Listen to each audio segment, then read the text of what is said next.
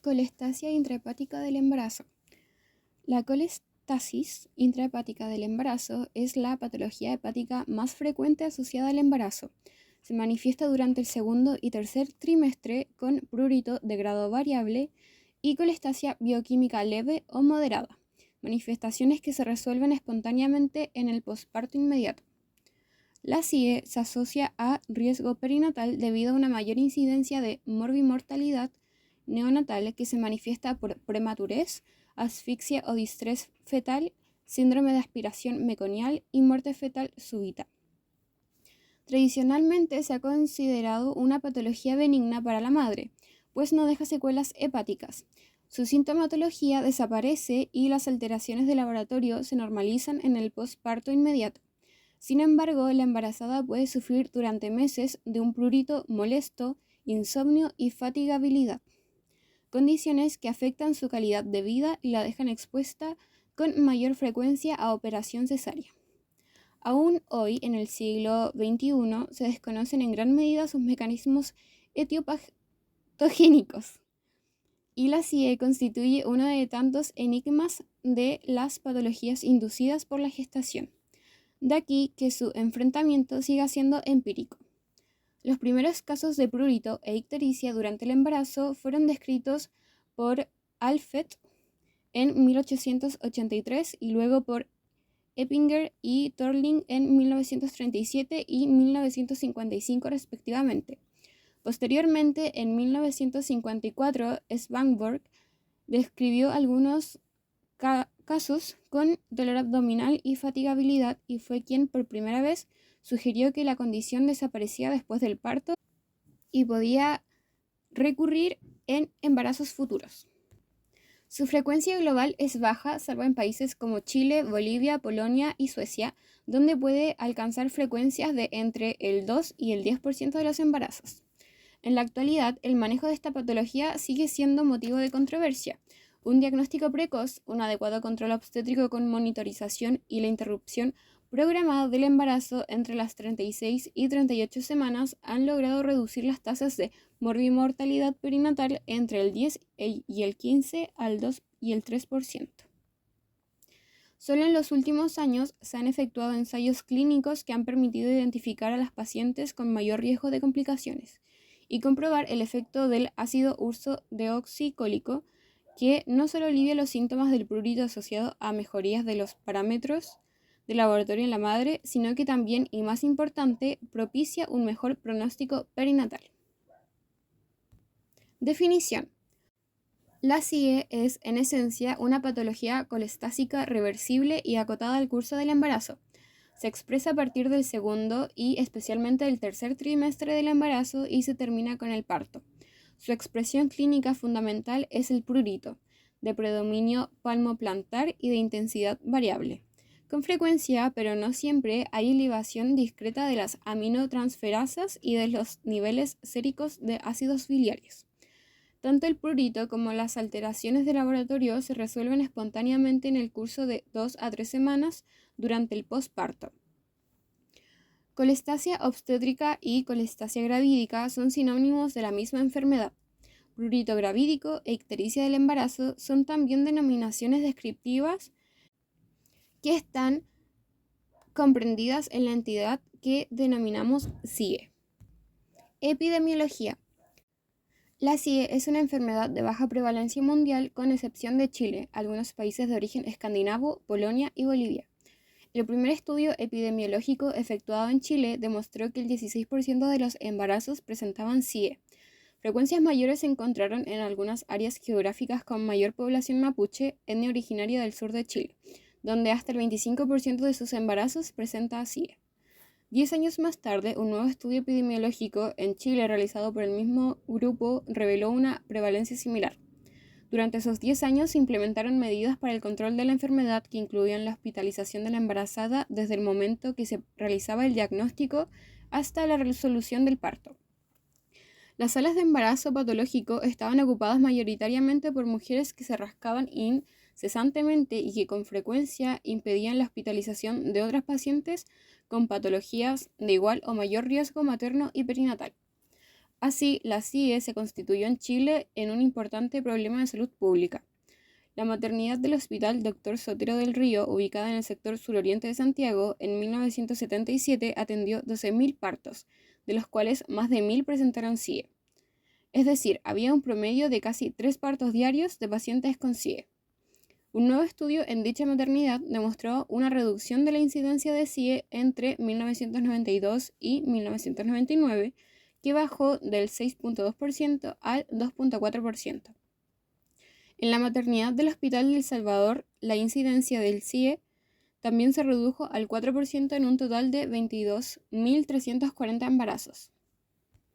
En la maternidad del Hospital Clínico de la Universidad Católica de Chile, la prevalencia del CIE también disminuyó del 10.5% en 1980 al 2.9% en 1984.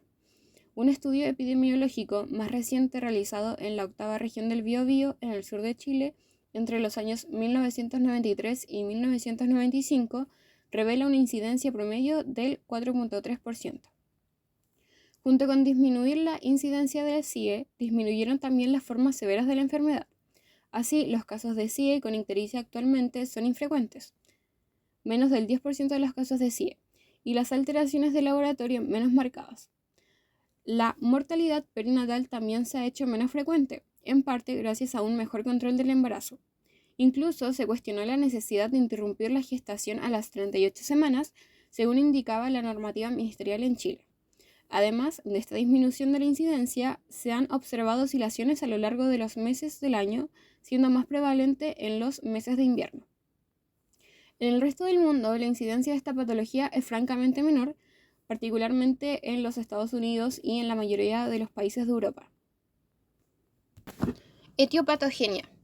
Debemos considerar separadamente la patogenia de la enfermedad y la patogenia de la morbimortalidad perinatal. La etiopatogenia de la enfermedad es aún desconocida. Las observaciones clínicas permiten suponer una relación entre los niveles de estrógeno y la CIE. Algunas de ellas indican que esta relación se explica por el aumento progresivo de los niveles de estrógeno en el tercer trimestre de la gestación, periodo en que la CIE se expresa clínicamente porque la enfermedad es excepcional antes de las 28 semanas.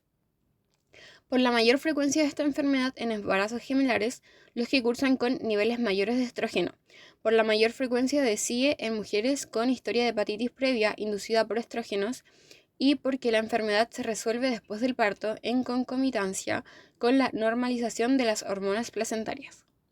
Pese a estas observaciones, no se han encontrado niveles mayores de estrógenos en las mujeres con CIE. Como alternativa, surge entonces la hipótesis de que esta enfermedad podría deberse al metabolismo anormal de los estrógenos. No ha sido posible demostrar la existencia de metabolitos estrogénicos anormales en la CIE. Otros estudios han propuesto la participación de la progesterona en la etiopatogenia de la enfermedad. De hecho, es durante el tercer trimestre del embarazo que la madre logra niveles plasmáticos más elevados de progesterona. Incluso, un estudio ha postulado que la administración de progesterona natural oral en casos de parto prematuro podría gatillar una CIE en embarazadas con predisposición, a través de una carga adicional al sistema de transportes de metabolitos sulfato. En concordancia con este estudio, se han observado que el patrón de metabolitos de progesterona en plasma de las embarazadas con CIE es distinto de aquellas sin CIE. También se ha planteado la existencia de una susceptibilidad genética, la que podría expresarse en la formación de metabolitos anormales de las hormonas sexuales. En efecto, el antecedente del prurito gravídico en la madre de la embarazada es frecuentemente encontrado en la anamnesis familiar. Además, se ha encontrado un efecto exagerado de los estrógenos sobre el transporte hepático de la bromosulfaleína en hombres y mujeres con historia familiar de CIE. No se han encontrado asociaciones con ningún antígeno de histocompatibilidad. También se ha acumulado importante evidencia que indica una serie de alteraciones genéticas de la CIE. En particular, algunos estudios muestran asociación con variantes y mutaciones heterocigotas en los genes llamados de la colestasia y que incluyen el ABCB4 o también llamado MDR3, ABCB11 y ATP8B1. Sin embargo, no ha sido posible encontrar un defecto genético específico y único que explique la CIE. Todas estas observaciones apuntan a una etiopatogenia compleja y multifactorial. Las variaciones temporales y regionales de la frecuencia con que aparece la CIE y la ocurrencia de embarazos sucesivos con o sin CIE hace posible plantear la participación de factores ambientales en la génesis o al menos en la modulación de la expresión de la enfermedad en una población con predisposición genética. Respecto a la identificación de estos agentes, ha sido muy difícil discernir entre los alimentos y los miles de productos químicos introducidos por el hombre en su medio ambiente.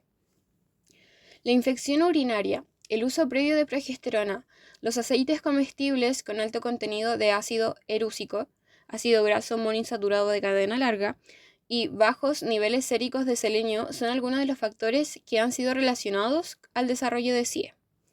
Más recientemente se ha descrito en algunas pacientes con CIE la presencia de una permeabilidad intestinal aumentada, que incluso se mantiene más allá del parto y que podría favorecer la translocación bacteriana y permitir la absorción de endotoxinas bacterianas durante el embarazo, las que activarían la cascada inflamatoria en el hígado.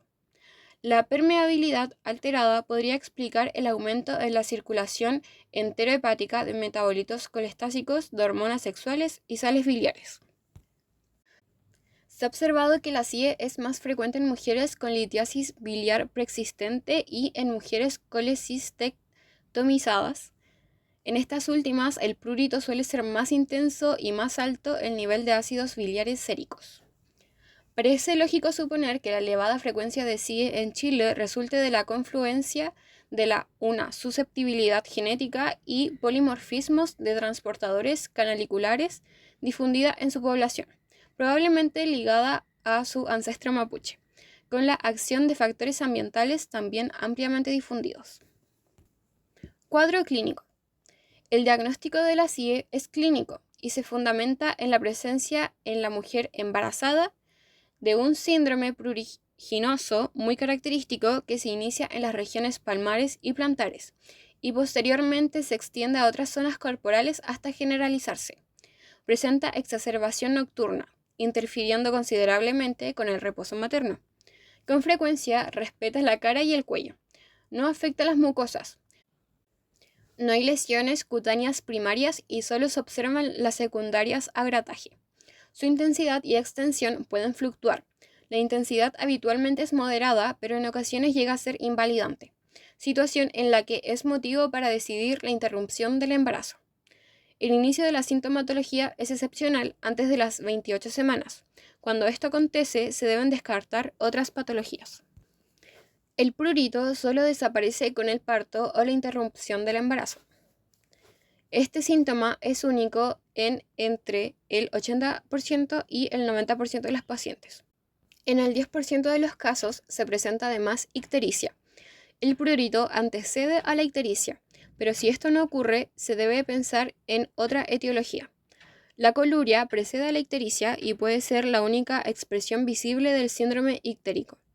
En la mayoría de las pacientes no hay compromiso del estado general y en algunas de ellas la intensidad del prurito induce cansancio, compromiso del estado general, somnolencia e incluso depresión. Excepcionalmente pueden presentarse vómitos y náuseas.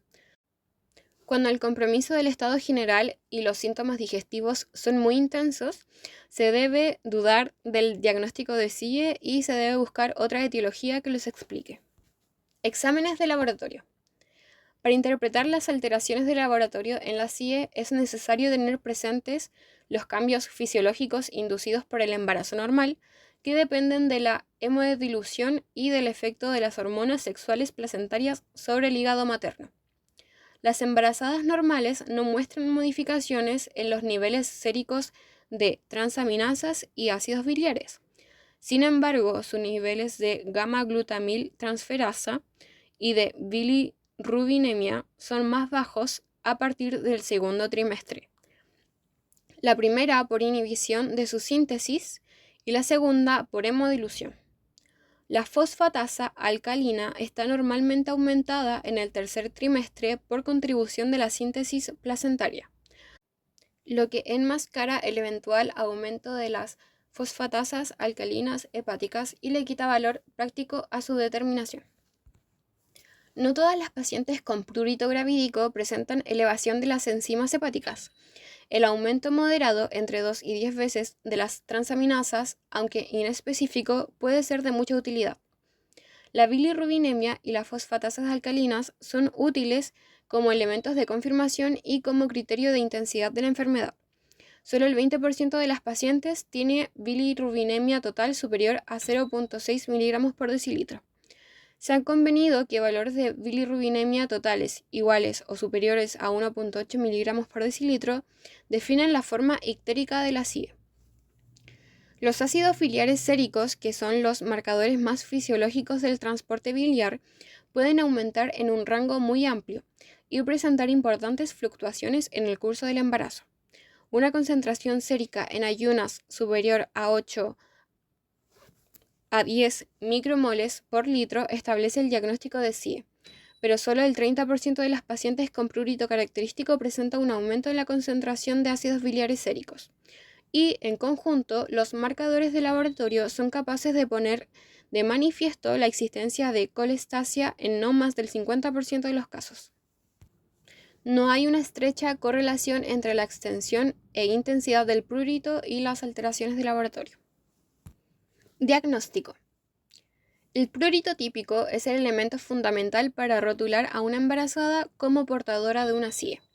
Por lo tanto, la anamnesis dirigida a caracterizar el síntoma es fundamental. En aquellos casos en que el prurito es atípico, se recomienda citar a la madre semanalmente con fines de tipificar el síntoma. El antecedente de CIE en un embarazo anterior es de utilidad, ya que esta enfermedad puede recurrir en el 30% al 60% de los casos. Las alteraciones de laboratorio descritas apoyan el diagnóstico, pero su ausencia no lo excluye. Muy ocasionalmente será necesario realizar imágenes como ecografía abdominal para descartar obstrucción de la vía biliar, particularmente cuando el síntoma dolor abdominal está presente. La biopsia hepática no es necesaria. Se ha efectuado raramente en casos severos y complejos y ha demostrado dilatación de los canalículos biliares, con escasa o ninguna evidencia de alteraciones hepatocelulares o de reacción inflamatoria. La microscopía electrónica de la placenta revela una reducción del espacio intervelloso secundario a edema intravellositario. El diagnóstico diferencial se plantea en los casos de prurito atípico, micosis de pies y manos, de lesiones primarias pruginosas, alergias, sarna, de compromiso del estado general acompañado de ictericia, hepatitis infecciosa y ante la presencia de vómitos, dolor abdominal e ictericia. Colelitiasis. Estas patologías muestran alteraciones en los exámenes de laboratorio, en las características clínicas y epidemiológicas específicas, pero asociadas al embarazo, pueden presentar evoluciones atípicas e inducir a error diagnóstico. Además, es preciso considerar en el diagnóstico diferencial algunas patologías dermatológicas que producen prurito durante el embarazo y que obedecen a enfermedades primarias de la piel, como las pápulas y placas urticarianas pruriginosas del embarazo, que afecta a una de 200 gestaciones, y que inicia en el tercer trimestre del embarazo con pápulas pruriginosas de 1 a 2 milímetros de diámetro, con halo pálido formando placas y a veces vesículas en el abdomen sobre las estrías. Su etiología es desconocida. Se ha atribuido a un factor mecánico de distensión o a antígenos trofoblásticos y regresa espontáneamente en el periodo posparto. Otras patologías dermatológicas incluyen la dermatitis papular del embarazo, el prurigo del embarazo, la foliculitis pruriginosa del embarazo y el pemfigoide gestacional. Riesgo perinatal. La CIE es una patología que condiciona riesgo perinatal. Las observaciones iniciales en los países escandinavos en la década de 1950 mencionaba que el pronóstico tanto materno como fetal era bueno. Publicaciones posteriores presentaron evidencias de alto riesgo perinatal que reflejaban una mortalidad feto-neonatal de hasta el 18% y que un tercio de los recién nacidos pesaba menos de 2.500 gramos. En Chile, en las décadas de 1960 a 1970, se describe el alto riesgo perinatal, con cifras de mortalidad perinatal 5 veces superiores a las de la población general y el doble de riesgo de bajo peso al nacer. La mortalidad perinatal de la población general en Chile en esas décadas era de 40 por 1000 nacidos vivos. Además, el mayor riesgo perinatal de la CIE aumentaba al asociarse con embarazo gemelar, infección urinaria, anemia y preeclampsia. La CIE, denominada benigna para la madre por no dejar secuelas hepáticas y desaparecer rápidamente en el posparto, empezó a presentar morbilidad secundaria atribuible a la alta incidencia de operación cesárea, que a los inicios del año 1990 aún alcanzaba al 45.9%. Entonces, el alto riesgo perinatal está dado por una mayor incidencia de muertes fetales tardías antes del inicio del trabajo de parto, por sufrimiento fetal agudo intraparto, por eliminación de meconio durante el embarazo y por prematurez tanto espontánea como iatrogénica. Estas complicaciones se concentran especialmente en las formas severas de la enfermedad. En la CIE se produce un mayor flujo de ácidos biliares de la madre al feto, tal como se ha medido en muestras del cordón umbilical, líquido amniótico y meconio. Estos ácidos podrían inducir vasoconstricción de las venas coriónicas placentarias, tal como se ha demostrado en modelos in vitro, y explicar el distrés respiratorio del recién nacido por acumulación de ácidos biliares en el parénquima pulmonar. Esto último en base a muestras obtenidas por lavado broncoalveolar. Uno de los tantos enigmas de esta enfermedad es la causa de la mayor frecuencia de la actividad uterina de pretérmino, como también de la eliminación de meconio antes del inicio de trabajo de parto. Estudios in vivo e in vitro muestran que los ácidos biliares son capaces de estimular la peristalsis colónica, lo que explicaría la mayor frecuencia de meconio en CIE. Estudios in vitro sugieren una mayor sensibilidad del miometrio humano a la oxitocina. En miometrio de ratas se ha observado un aumento de la contractibilidad dosis dependiente con la administración de ácido cólico, que en fetos de ovejas provoca eliminación de meconio, contractibilidad uterina de pretérmino y parto prematuro, comparado con el grupo control. Se ha observado que los ácidos biliares pueden estimular la liberación de prostaglandinas y que es a través de ese proceso que se inician los mecanismos relacionados con el parto prematuro. Más recientemente se ha demostrado una sobreexpresión de receptores de oxitocina en cultivos de células miometriales de pacientes con CIE.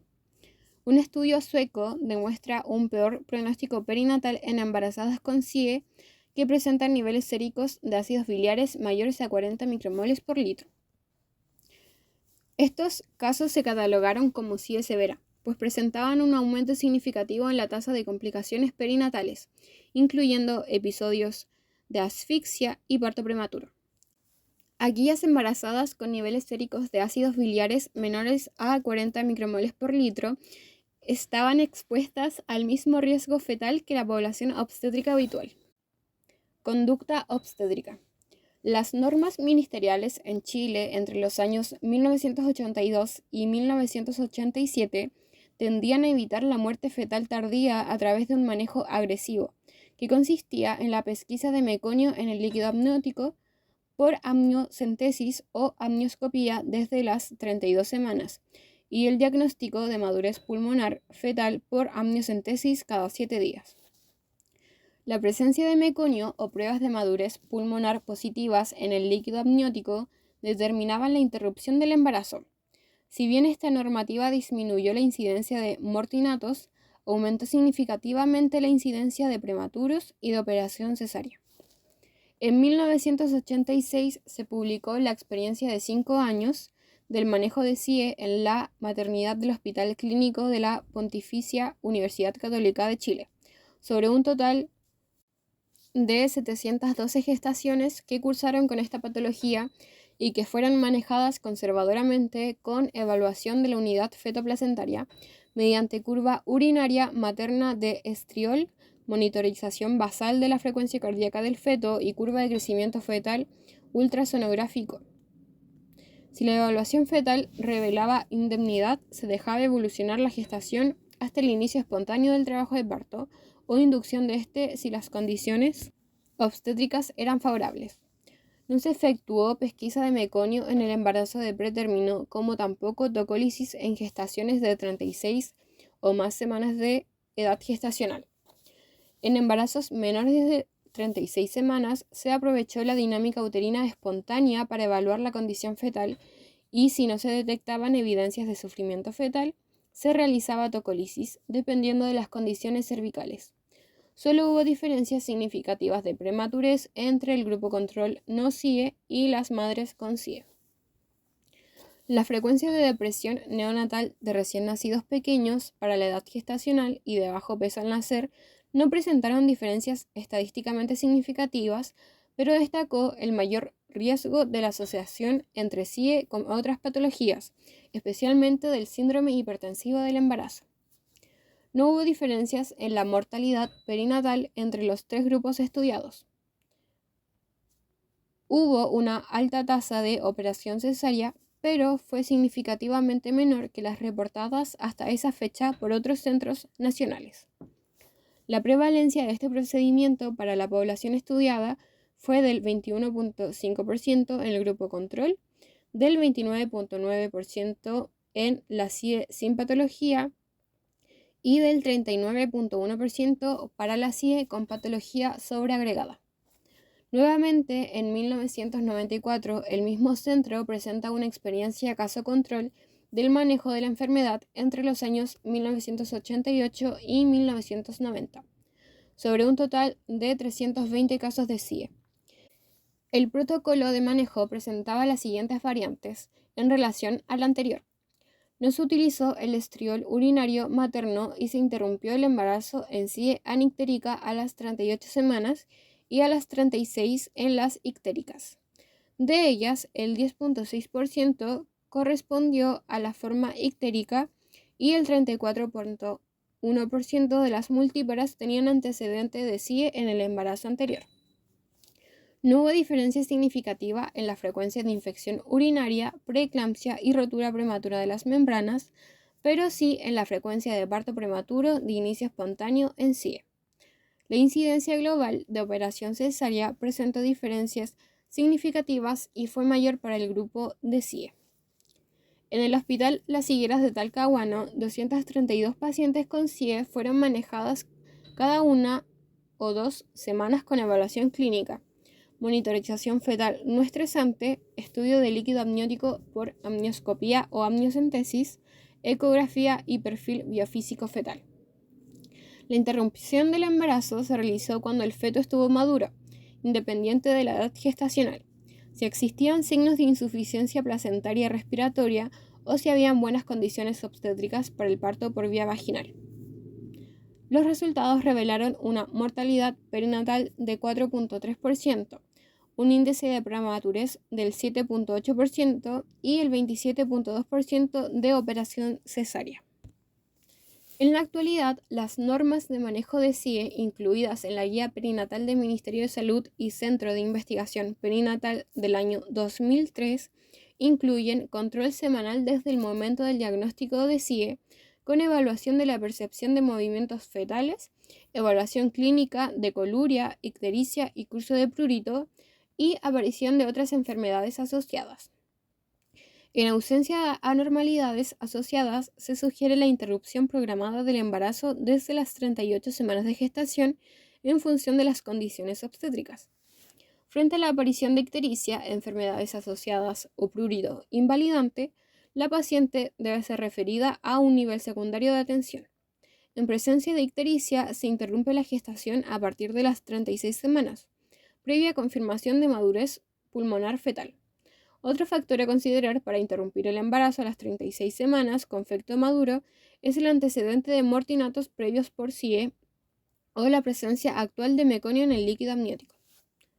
Ocasionalmente se indica hospitalización para el manejo de la CIE, en particular cuando hay un prurito invalidante o asociación con otra condición patológica de importancia.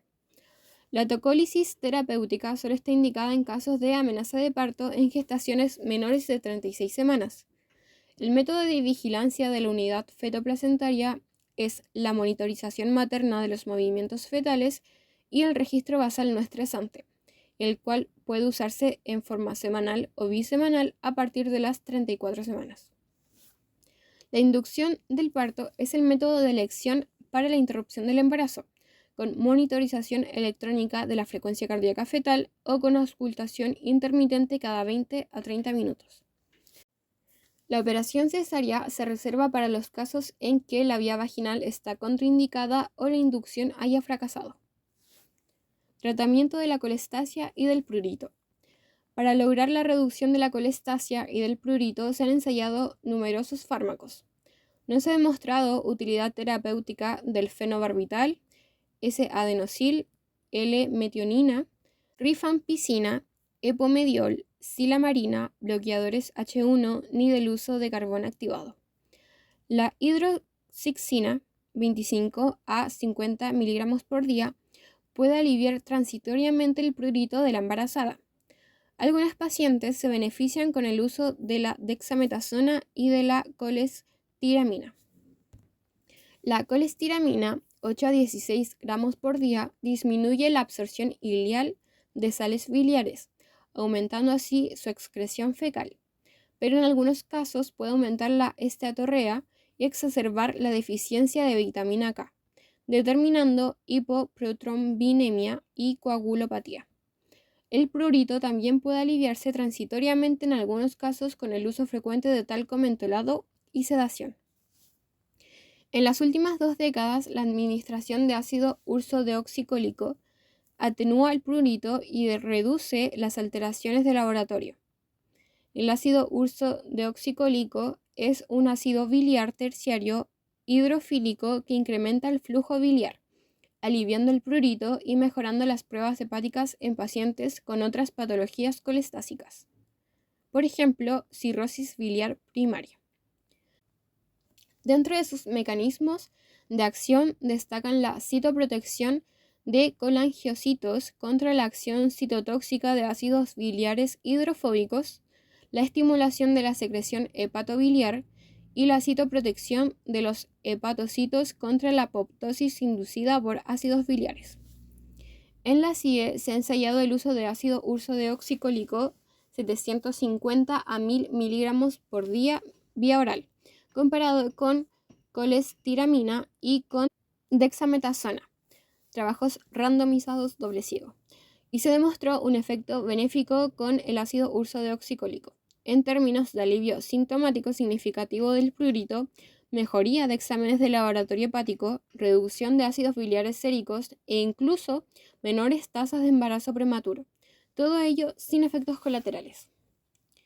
El ácido ursodeoxicólico en la CIE reduce la concentración plasmática y la excreción urinaria de los metabolitos de esteroides sulfatos. Restablece el transporte alterado de ácidos biliares a través del trofoblasto y reduce el flujo de ácidos biliares al feto, lo cual desde el punto de vista fisiopatológico conlleva un mejor pronóstico perinatal. Un estudio más reciente muestra la experiencia de 12 años con el uso de ácido ursodeoxicólico en CIE, 15 miligramos por kilo por día, comparado con controles históricos, demostrando que aquellas pacientes que tomaban el ácido ursodeoxicólico por más de 3 semanas presentaban una mejoría del pronóstico perinatal, mayor porcentaje de embarazos a término y mayor peso promedio al nacer. Alivio significativo del prurito a partir de los 7 días de tratamiento y normalización del perfil hepático, bilirrubina, ácidos biliares y transaminasas. El 65% de los partos en embarazadas con CIE manejados con AUDC fueron de término, más de 37 semanas de gestación, comparado con solo el 12% de los controles históricos sin AUDC. Los recién nacidos de embarazadas tratadas con AUDC pesaron 500 gramos más que aquellos que no recibieron AUDC. 26 niños de madres tratadas con AUDC fueron reevaluados en un seguimiento de 1 a 12 años posparto y no se demostró en ellos efectos colaterales. El AUDC, ácido ursodeoxicólico, parece restablecer las capacidades de transporte de la placenta y normaliza el patrón de ácidos biliares séricos en los recién nacidos. El AUDC es una droga segura, solo ocasionalmente causa diarrea y efectiva en los casos severos de CIE, y es considerado el tratamiento de primera línea en pacientes con CIE severa, definida en términos de su sintomatología, laboratorio y nivel de ácidos biliares. Se sugiere el uso oral de AUDC en dosis de 500 miligramos cada 12 horas, 15 miligramos por kilo por día hasta el momento del parto. Ocasionalmente, la CIE severa puede determinar deficiencia de vitaminas liposolubles por mala absorción grasa e incluso empeorar con la administración de colestiramina, lo que conlleva la aparición de hipoprotrombinemia por déficit de vitamina K, que puede asociarse a hemorragia materna grave durante el parto. Por ello, es importante evaluar la protrombina en pacientes con CIE y aportar vitamina K en caso necesario antes del parto. Después de un primer episodio de CIE, los embarazos futuros se ven afectados de CIE recurrente del 60 al 70% de los casos, y dichas mujeres presentan mayor riesgo futuro de colelitiasis. La administración de gestágenos a mujeres que han tenido CIE en gestaciones anteriores puede producir prurito e ictericia, como también alteraciones de laboratorio similares a las presentadas durante la gestación asociada a esta complicación. Por esta razón, no es recomendable el uso de gestágenos en estas pacientes, particularmente las preparaciones antiguas en altas dosis. En algunas nuligestas, los gestágenos han determinado un síndrome colestásico, presentando estas un mayor riesgo de CIE en gestaciones futuras. Estudios recientes en mujeres posmenopáusicas que han tenido en el pasado CIE no han encontrado que las dosis actuales, muy reducidas de suplementación hormonal, se asocien a mayores tasas de complicaciones hepáticas. Conclusiones. La CIE sigue siendo una patología de etiopatogenia desconocida, con riesgo perinatal, y recién se está dilucidando algunos mecanismos potenciales, tanto genéticos como ambientales y hormonales. En los próximos años será necesario contar con más estudios de investigación, tanto clínicos como básicos, para comprender mejor esta compleja enfermedad multifactorial, de forma de proponer un enfoque de manejo más racional y de identificar a aquellas embarazadas en mayor riesgo obstétrico.